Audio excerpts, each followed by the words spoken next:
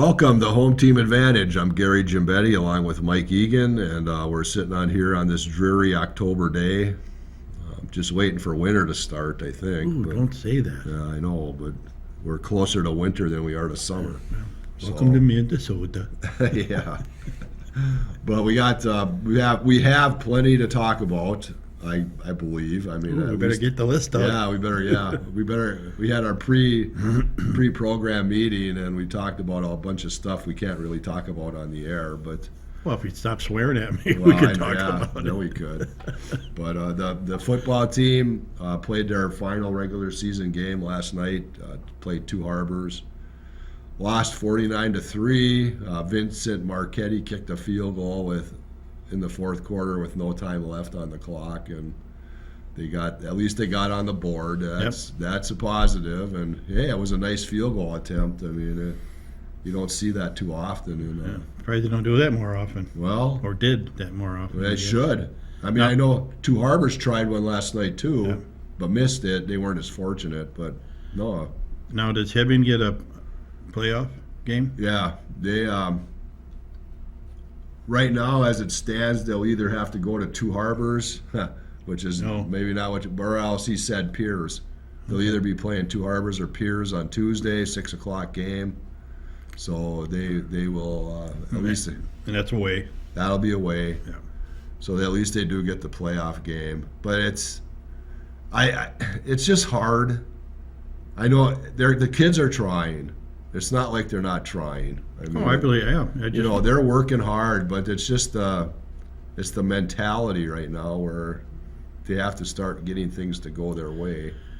That, and I firmly believe there's a few kids on this team that maybe stand a little above some of the others as far as talent and ability to play.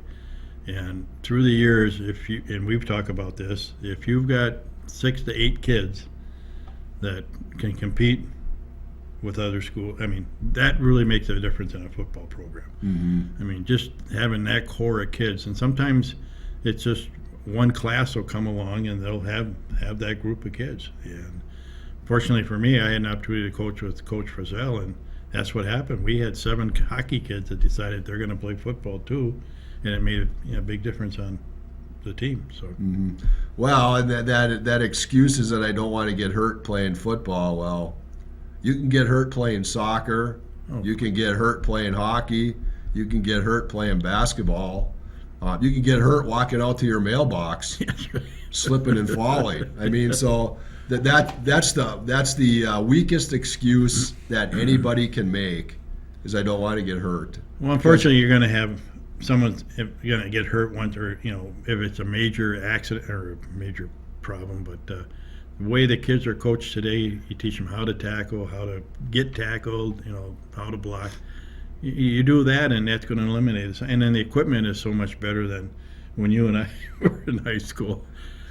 Remember those old cardboard helmets? That's probably why I am the way I am. Yeah, your leather helmet. Yeah. That had no face mask on it. Yep. That's why we have faces built for radio. Not yes. TV. But yeah, I had something I wanted to say, and now I can't remember what it was. But it's a weak excuse.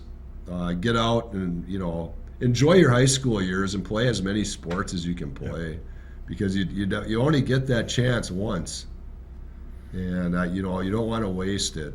And for all the hockey players that are on the football team right now, kudos go out to you for playing, because you help. Whether you were 0-8 or 1-7, which you finished, you at least were out there giving it your best, and you tried to help this team win. So congratulations to you guys. And it's only beneficial for you as an athlete if you play a fall sport in a winter sport, that you go right from that fall sport to the winter, and you're in shape. Mm-hmm. And it's not like you got to wait 2 weeks to get back in shape again. Well, that's right. And I also want to say about any wrestlers that were on the team, kudos to you, and any basketball players that did go out, kudos to them too. And maybe skiers. I mean, even to skiers and all that stuff. Thank you for coming out for football, and have a good game. But I did talk to, and I told you this before we got on the air, that I talked to the Two Harbors coach, and you say 49-3, but he thought he told me that he told his kids at halftime that it was 28-0 at the half, and he told his kids that he thought Hibbing outplayed them during the first half because they wanted to stop Two Harbors' inside running game, and they did. They actually didn't do a bad job stopping the inside running game. But as Matt told me the other day, they couldn't give up the big plays, and They did. Two Harbors' second possession on their own 21, they get a 79-yard touchdown run. Then they get a pass. I can't remember how far it was on their next possession. And then their third possession, not big play yardage-wise, but a punt block that was picked up on the 20 and run in for a touchdown. Yeah. So that's the only reason Two Harbors had that lead is because they had 3 big plays in the first quarter. And now Hibbing had their chance because Two Harbors' first possession, they fumbled inside their 20. Then Hibbing, I think Alex Henderson picked up the fumble and he landed on the ball, and now Hibbing's got 1st and 10 inside the red zone. Okay. And they took 4 plays, and that was it. They had a nice gain on 1st down, but then all of a sudden they start going Backwards, yeah. And you have to get that push off the offensive line because you've got big enough guys and you have good enough running backs where you should be able to. And, somebody put it, I can't remember if I was maybe it was the Chisholm game I was at last week on Friday or whatever it was, and somebody put it in the simplest terms ever. All you got to do is get 3 yards on every play, and you get a 1st down. Well, that's the old adage: 3 yards in a cloud of dust. Well, I know, and it's true. I mean, yeah, you'll have 4th and 1, but if you're able to get 3 yards on every play, you get a 1st down. So that's what you got to shoot for. I mean, wasn't there one high school team that never punted? I know there has been in Probably, the past where yeah. he'd just go for it on 4th down. If they got it, they got it. If they didn't, then they'd trust his defense to. And you're seeing a lot of that more in the NFL these days.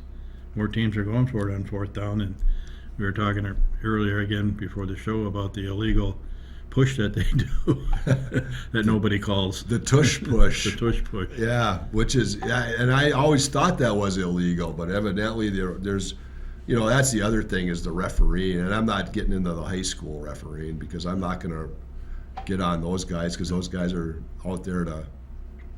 You ever notice the NFL referees, the officials that actually do the announcing and call the plays, how good a shape those dudes are in? Mm-hmm. They must be mandated to go work out somewhere. Well, but yeah, call the plays that are supposed to be called, and that we can get into the NHL when we talk about the Wild and how bad their officiating is. But right now we're talking about high school sports. We're on a roll today. Volleyball, I'm sure they're getting set for their playoffs. I'm sure. I don't think Hibbing will be at home, but I'm not quite sure yet. So, quick question for you: do you think that Cherry and Mountain Iron will meet again in a playoff game, and why not have it at Hibbing instead of having it on the home field? Well, they've played it in Mesabi East. The last, I think, Is that what since they played it Mesabi before? East, Okay. has had that field. Why not have it in Yeah, Hibbing? I don't see Nice why and not. close. I don't know why they couldn't have it here.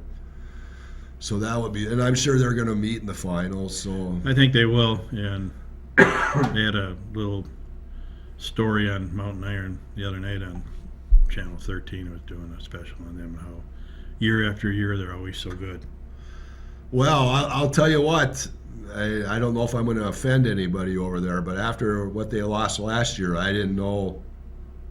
And of course, I don't see them very often. You're talking But about Mountain Iron. Mountain or Cherry. Iron. Well, they Oh, won the Mountain state Iron. championship. Well, yeah, but they lost some very good players Oh, yeah. off that team, Yeah. and including their quarterback. Yep.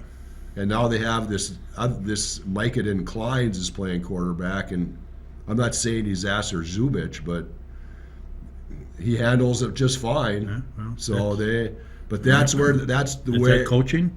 Well, it's where Hibbing has to get. Yep. I mean, you want to be playing like teams like that. He said, Matt told me last night, Two Harbors, he goes, that's the program you want to kind of be like. Obviously, ESCO is Yeah, top of the line. a top of They won again last night. oh, I'm sure. 50-something to nothing. Yeah. Whatever it was. You know, and Two Harbors, they beat Two Harbors, and Two Harbors gave them a game, I think. But they actually, that was the only game they had. That was, I'm not sure if Pequot Lakes has given them ESCO a game or not, but we'll see. I'm sure those two teams will meet in the finals. But Well, let's just hope like you said, hope the program continues to make strides forward and more kids. You got to have the numbers. That's just basically it. And hopefully, if they can win in the playoffs and go from there, that'd be great. But I think that's the biggest challenge that Coach Anderson has is getting bodies. And how do you do that? no, You've got the facility now. You've got probably the nicest field in northeastern Minnesota, and they're always making improvements out there. And you just got to get your program to be attractive to more kids. hmm Well, yeah, and if winning does it, well, then it's maybe going to take a little bit longer. Yeah. But you have to recruit, get guys out, and he might have. Talking to him off the record the other day, it was like he might know some kids that want to come back out for football, Good. and so that's the thing, is just getting the guys out. But it's also listening to your coaches and doing the X's and O's the right way, because if you're looking, I mean, they knew Two Harbors was going to run the ball on the inside. You know your assignment. Yep. And if you're going to go off one-on-one and not do your assignment, then of course the whole thing breaks down. Right. So they have to follow the coach's instructions and do their jobs, and they'll be fine. Winter sports is right around the corner. Yeah. But again, volleyball. All doom and gloom here today. Yeah, I'm not. No, hey. Reality. When they got on the board last night, I was happy for them, Yep. because you don't ever want to get shut out. And, Right. you know, they had opportunities, and especially that first drive inside the red zone, and it just, Well, good. Good for the coaching staff to give them the opportunity at the end of the game to kick a field goal instead of going for it. yeah. So You know, and then like we said, volleyball, I'm not sure about. I think they're done with the regular season, however, and they'll get set for playoffs. I don't think they'll be playing at home. Cross country went to the Proctor Lions meet on Tuesday, and the girls finished second to Duluth East, and the boys finished second to Duluth East. Duluth East actually had 16 points as a team, and a perfect score is 15. No. So they went 1, 2, 3, 4, and 6, I believe, to finish their placers. Yeah. And then Hibbing's, Tara Hertley led Hibbing. She was right up there, like in third or fourth. And I think Melina Sullivan was like fifth or sixth. And then they had a bunch of other ones in the upper, like 6, 7, 8, 9, and 10. And you mentioned a few. The boys runners broke the 18-minute mark. Silas Langner and Lucas Arnold broke the 18-minute marks. They were 17, whatever, 50 years, into 1750s, and then Jake Wally was at 18 minutes flat. So he's on the verge of breaking it. How far do they actually run? Do you know? Well, I think it's 5K. 5K in 18 minutes. We'd be lucky to do that in 1K. Yeah, no, I would be lucky to do that in a mile. So I think it's 5K. I believe it's 5K. Okay. So, you know, they'll have I believe their section meets coming up next Thursday in Hibbing. So That'll be at the Muni. that'll be at the Muni. Hopefully they don't have to have snowshoes on. Well, I heard the weather right now is not going to be the greatest next week, but we'll see how that changes as it goes on, days go on. Right. Soccers are done. Swimming. Swimming still has their section meet for sure coming up in November. I don't know if they have any other meets prior to that, because Hibbing placed fourth in the True Team section last week. But he also had 2 relays disqualified, and one swimmer wasn't there, must have been under the weather. So he said that possibly could have Made a difference? jumped them to second, Yeah. because they weren't. Rock Ridge is pretty good. They're pretty deep, and Mesabi East finished second, and they maybe could have caught them with those 2 relays. That's a lot of points. But there's another school, Rock Ridge, Eveleth, Virginia. I'm sure there's a few Mountain Iron kids that go there. I mean, it just, Well, you got to have the numbers. that's right. You need the numbers, and they've got them this year. I mean, yeah, Rock Ridge might dominate that section unless, well, Grand Rapids, he said, was missing a few girls as well, and they did beat Rapids in that meet, but Rapids right now maybe looks like the team that's the only that could challenge Rock Ridge in the section. Maybe Mesabi East can do it.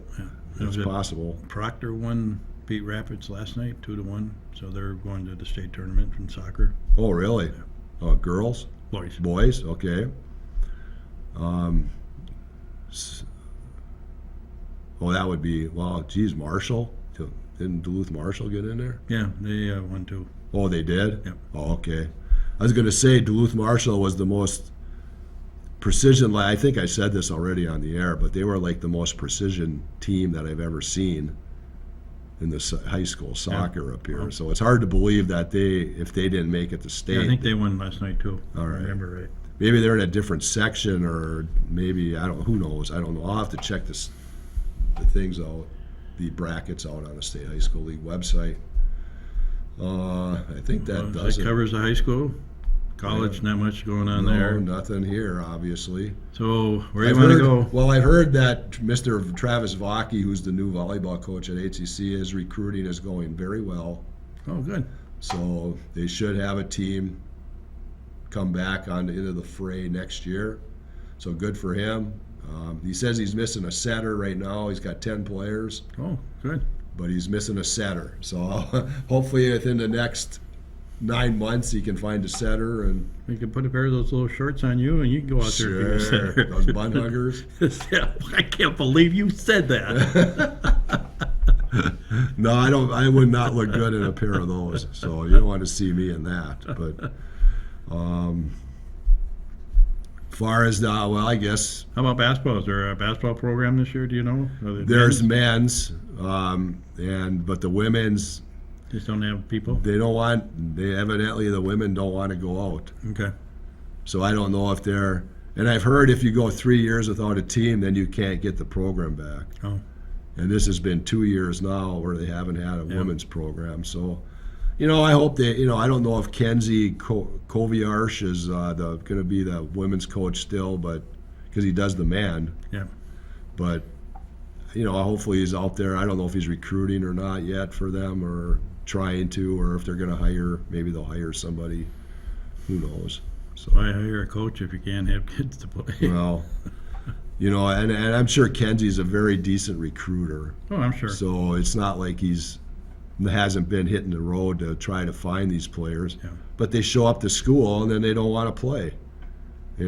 Again. I mean, they're allowed to give them a sort of a scholarship type No, thing. there's no scholarship money There's at no the financial- D3. No, at Oh. D3 JUCOs, there's no scholarship money.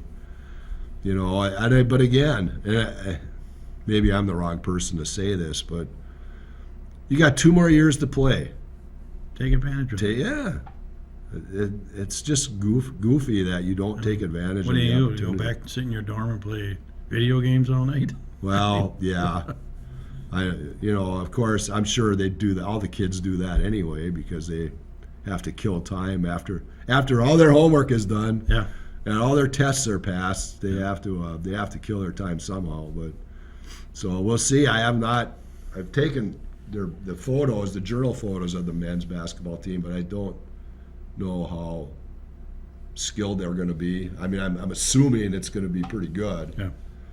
But we'll see when they start finally opening their season, which is probably close. How about that nice story the other night about the news about I think it was the Rainy Lake football team came across a guy in a car burning, and they saved him. Oh, really? Yeah, they had that on the news the other night. Pulled the guy out of the car and Oh, in the bus, jumped off the bus and pulled the guy. It's Well, good for them. I Yeah. mean, fortunately for that person, that bus was going by at that Yeah. point, because otherwise it could have been big trouble there. The who's the guy that does the Channel 10 and 13 news at night? I don't know. You know, Ron? But anyways, he goes, yeah, and those one's from Oklahoma, one's from Texas, and one's from Colorado. Oh, whoa. Oh yeah.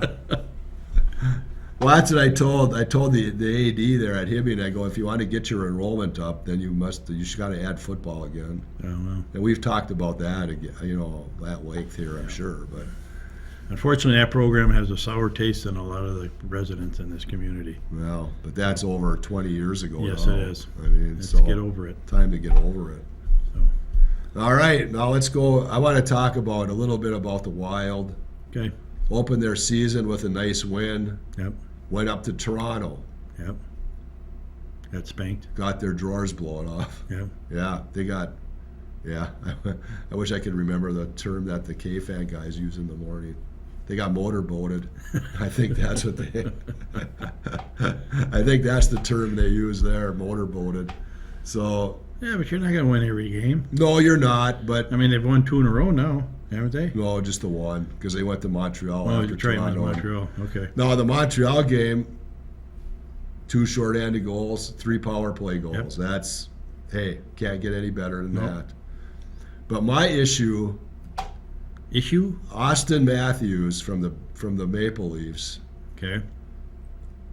is their top player. Right. He had 2 hat tricks in a row. Wow. So 6 goals in 2 games. Now, he's going to come back to earth. I get it. Because that's not going to happen every game. Who's our top player? Well, it's Kaprizov. Okay. And I got to get Micheletti on here for this one because I want to ask him this.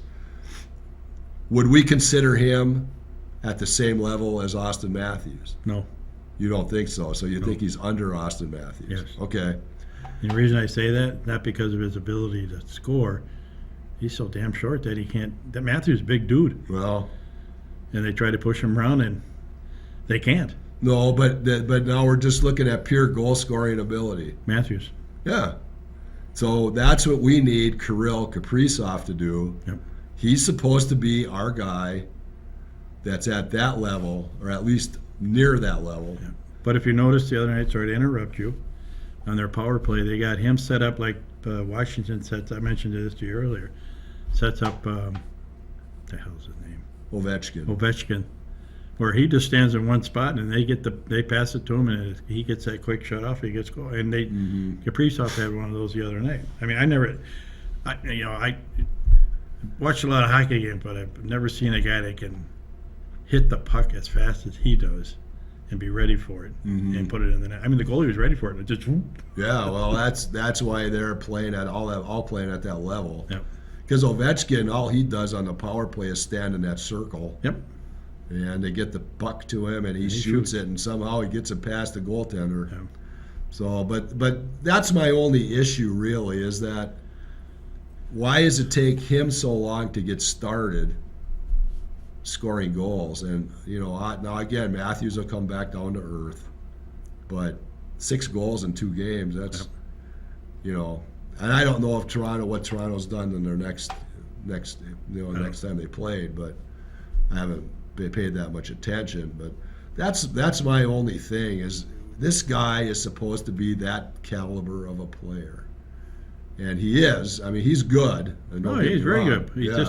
I just don't think he's big enough to take the punishment every night that he's going to get and the attention he's going to get from the opposing team. And they're going to do whatever they can. What's his name for Vegas when they played Vegas? I mean, he's slashing them and hitting them, and it just looked like Ovechkin. I don't want to go out there anymore. And it's you mentioned officiating in the NHL. They didn't call anything. No, they don't. They don't call anything. I saw the penalty Eriksson Ek got on Cole Caulfield last night when I watched back the game. He took Caulfield took a slash at Fleury. By the way, congratulations to him for having an outstanding game, 27 saves. So Eriksson Ek comes over and pushes him in that shoulder. Yeah. Gets a 2-minute penalty for that. So you must know what I'm talking about. You probably saw that. And then he got what? He got 10 minutes? He got a misconduct? Yeah. For what? Because some guy came over from the other team and punched him in the face, so he gets 10 minutes? I mean, the refereeing in the National Hockey League is a joke. I think they have their preference and who they want to win and who they don't. If you got a team playing in Las Vegas and you're going to get the publicity just like the Giants and the Lakers get, they're going to get the calls. I don't disagree with you one bit. Yeah. Timberwolves played some team from Ethiopia or somewhere. I don't know where it was from last night. I don't know if you watched that. Oh, well, I know the other night it was that Israeli team they played. Oh, okay. Yeah, but they are playing somebody else. But they only had 6 guys on the bench, and none of them were any of the starters. Yeah. So why would I want to go watch a game like that and pay $40 for a ticket? That's like a Viking preseason game. Well, that's why they do that, because they get those guys who don't get a whole lot of playing time, a lot of minutes in those games. But, yeah, I mean. Okay, we got 2 minutes. Well, what, Vikings? That's what you just told me, 2 minutes. Oh, 2 minutes. Hey, congratulations to the Twins. Get rid of Buxton. Okay, let's go to the there we Vikings. No comment. Bring Sano back. We'll have Tommy T on talking to us then. 2-4, San Francisco Monday night. And they don't have their big running back. He's hurt. Well, oblique muscle. That sidelined Royce Lewis for a month. Yeah. So how is a football player going to come back from an oblique strain when a baseball player had to sit out a month? I don't know. So we'll see if he plays or not. Deebo Samuel, I think, is hurt, and one of their offensive linemen is hurt. So we'll see what happens. But they're one of the tougher teams in the. I think they'll be 2-5, and they'll go play. Then I think they have Green Bay. Green Bay after that. They'll lose to Green Bay in Green Bay. Probably. It's going to be a very tough year for the Vikings. Mm-hmm. So, and then as we mentioned, end of the month, the trade deadline. Trade deadline. I don't know what they're going to do. They're not going to do anything. Well, according to the experts, there are 3 players they're looking at: are Smith, Hicks, and Hunter for a trade bait. But what do you trade for? Oh, well, draft picks is all you're Quarterback? going to get. No, you're just going to get draft picks. I know we got to go, but why don't you get rid of a get a couple draft picks so you can pick that kid from USC? Well, yeah, there's 4 or 5 of them this year that are coming out that could be good. Of course, it's a crapshoot with the with drafting quarterbacks, but hey, you got to start somewhere. Right. Gophers, Iowa. So expect like a 5-2 game, I guess. That's what I'm hearing. Yeah. And then the big thing now is somebody made a phone call from Las Vegas to Iowa because the point spread wasn't met yet. So they, on 4th down, they're up by 24 points. They go for a touchdown. Okay. Well, there we go. That's how we're ending this show. And so for Mike Egan, I'm Gary Gimbetti. Well, thank you for watching Home Team Advantage.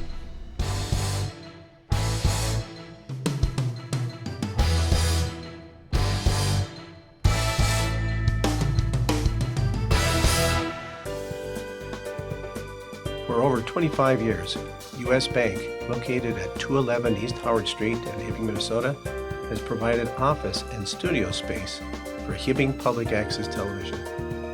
We are thankful for their ongoing support.